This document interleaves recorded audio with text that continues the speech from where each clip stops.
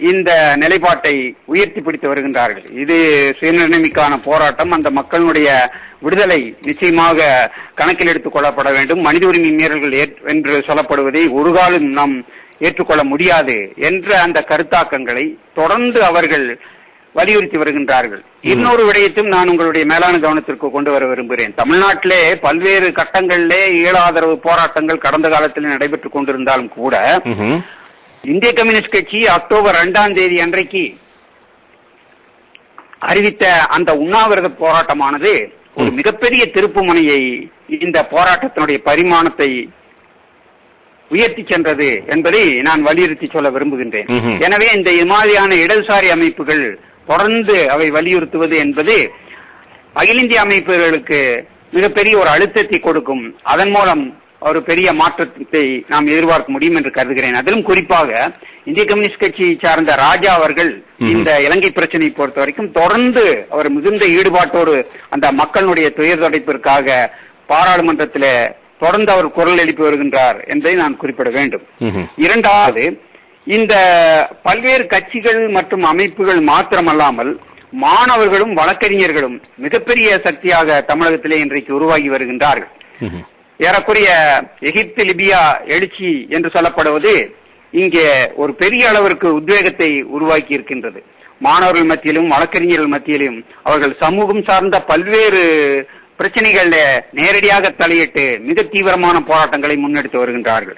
அதிலும் குறிப்பாக ஈழப் பிரச்சனையை பொறுத்த வரைக்கும் விசேஷ அக்கறை எடுத்து வழக்கறிஞர்கள் இளையறுபடாத தொடர்ந்த போராட்டத்தை தமிழகத்திலே நடத்தி வருகின்றார்கள். எனவே இப்படிப்பட்ட தொடர் போராட்டங்கள் எல்லாம் நிச்சயமாக ஒரு பாதிப்பை உருவாக்கும் என்றே நான் கருதுகின்றேன்.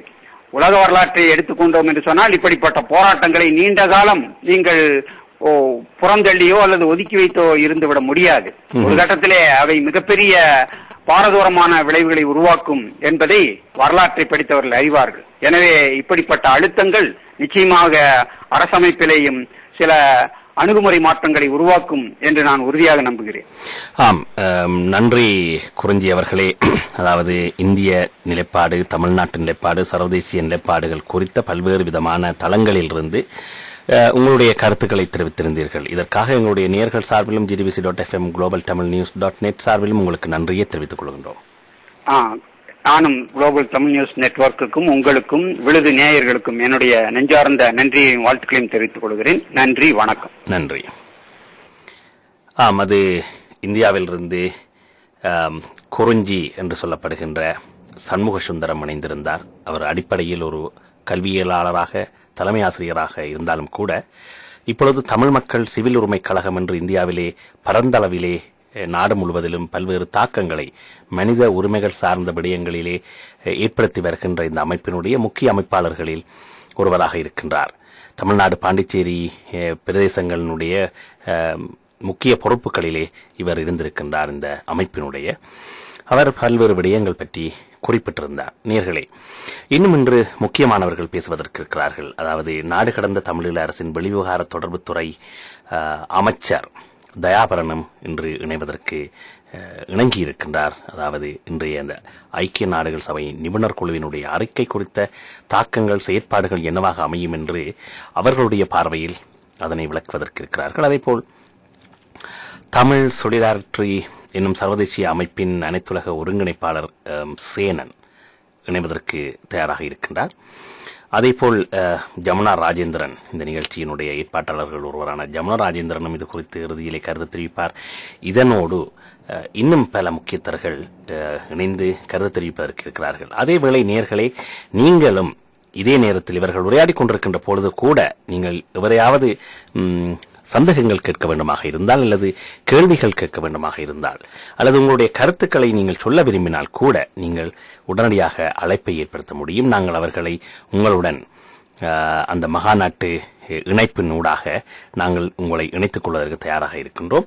வழக்கம் போல நீங்கள் இணைய வேண்டிய எங்களுடைய கலையக இலக்கம் 0044 2081 446927 என்ற பிரித்தானிய இலக்கத்துடனோ அல்லது சுவிட்சர்லாந்திலிருந்து இணைபவர்கள் 0041 44507003 என்ற இலக்கத்துடன் மீண்டும் வாசிக்கின்றேன். 004444508031 என்ற இலக்கத்துடனும் கனேடிய நேர்கள் 001168004712 என்ற இலக்கத்துடனும் அல்லது எங்களுடைய GTBC.FM என்ற ஸ்கைப் ஐடியினூடாகவோ நீங்கள் இணைந்து உங்களுடைய கருத்துக்களையும் கேள்விகளையும் இந்த நேர்களிடம் கேட்டுக்கொள்ளலாம்.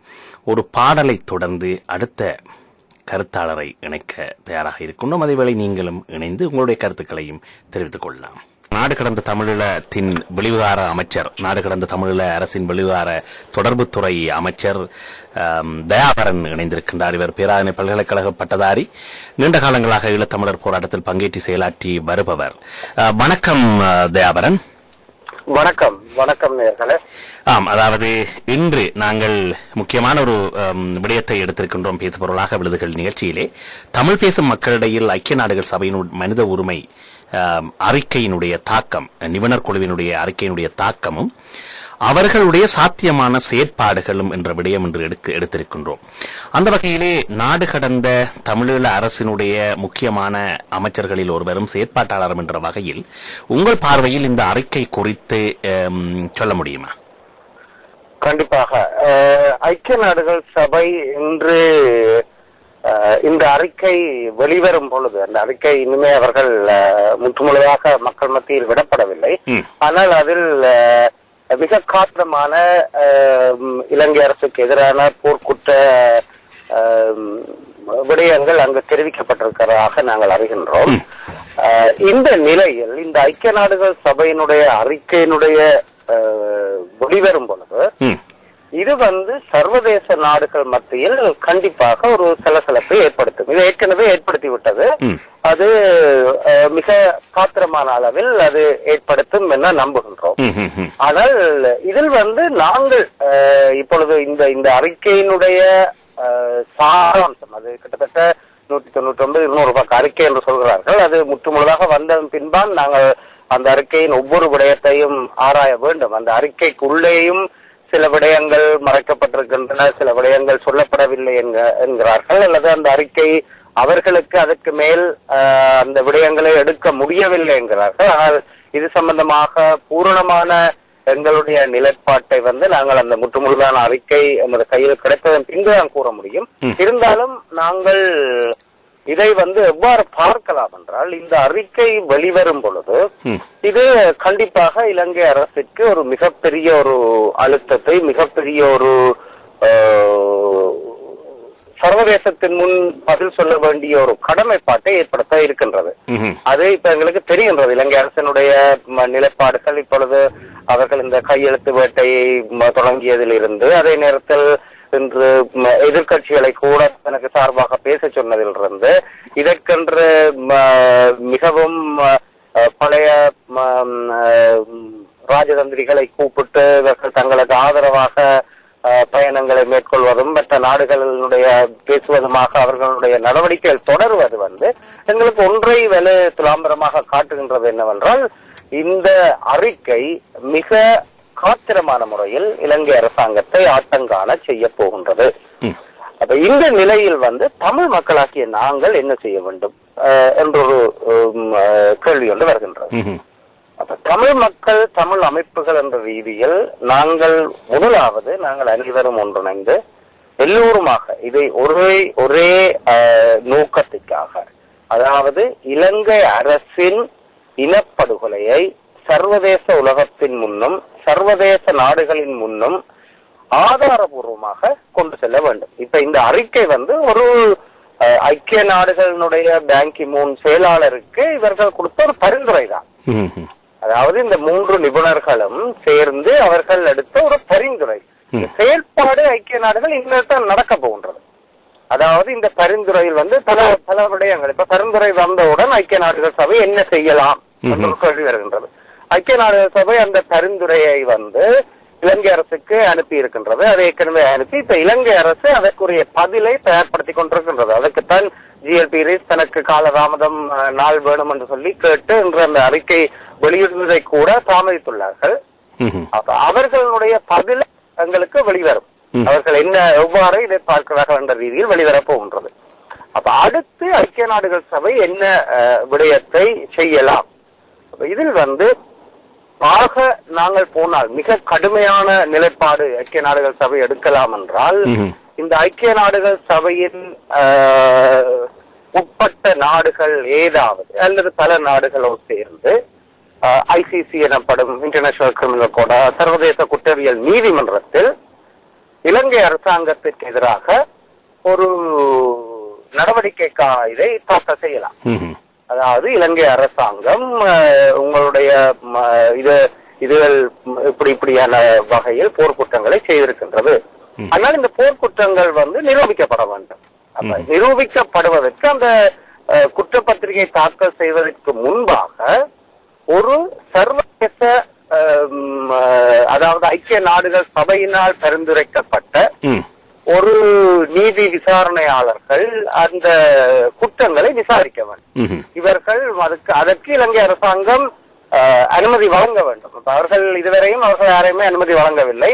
அப்ப இவர்கள் அங்கு போய் அதை பார்த்து இங்கு உண்மையாக குற்றங்கள் நடந்ததா என்று முதலில் ஐக்கிய நாடுகள் சபையினுடைய அந்த குழு அதை சென்று விசாரித்து அங்கு குற்றம் நடந்ததானா என்பதை சொல்ல வேண்டும். இப்பொழுது கொடுக்கப்பட்டது ஒரு பரிந்துரை மட்டுமே தான். இது உத்தியோகபூர்வமாக குற்றம் நடந்தது என்பதை நிரூபிப்பதற்கான விடயம் இல்லை. இதை நாங்கள் முதலில் தமிழ் மக்கள் அழுத்தம் கொடுக்க வேண்டும். அதாவது ஐக்கிய நாடுகள் சபை உடனடியாக இதை ஒரு விசாரணைக்கு ஏற்பாடுகளை செய்ய வேண்டும். இலங்கை அரசாங்கத்துக்கு எதிரான இலங்கை அரசாங்கத்தில் உங்களுக்கு ஒரு பரிந்துரை தரப்பட்டிருக்கிறது. அந்த பரிந்துரையில் காத்திரமான முறையில் அந்த பரிந்துரை உங்களுக்கு சொல்லப்பட்டிருக்கின்றது. ஐக்கிய நாடுகள் சபைக்கு இந்த குற்றங்கள் அங்கு நடந்திருப்பதற்கான சாத்தியங்கள் உள்ளன. அப்ப இவற்றை நீங்கள் உடனடியாக நடவடிக்கை எடுத்து இதை விசாரித்து அந்த உண்மைகளை வெளிக்கொண்டு வர வேண்டும்.